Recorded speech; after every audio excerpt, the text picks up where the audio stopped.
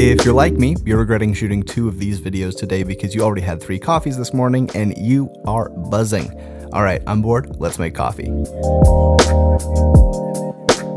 Today I'm brewing up Samuel Ronzon Experimental Natural from Not Even Coffee, and right off the bat, let me just say that this coffee is truly bonkers.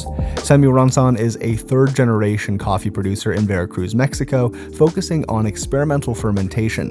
This coffee is an 80-20 mix of Red Bourbon and Typica, which on their own are generally good but not particularly interesting varietals of coffee. What sets this apart is the processing. This coffee is naturally processed, meaning the fruit of the coffee cherry is left intact and allowed to ferment around the bean. Samuel allowed this coffee to ferment in GrainPro bags at a controlled temperature for 192 hours. It was then dried on African beds for 26 days, all of which is just a staggering amount of time, and that level of patience was rewarded. When you open the bag, you're hit with a cloud of sweet fruit and chocolate bar. It's like raspberry jam and a Mr. Big with this slightly floral, funky thing going on in the background. All right, let's brew.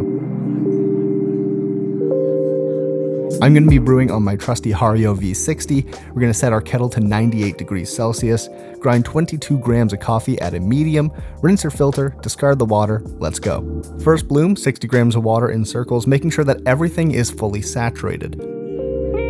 At 30 seconds, we'll pour slowly until we hit 180 grams. At 1 minute 30, we'll make our 3rd and final pour till we hit a total of 340 grams.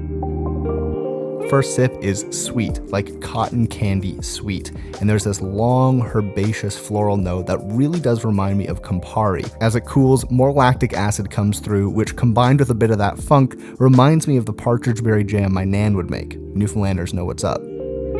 It's complex, wild, and really, really delicious.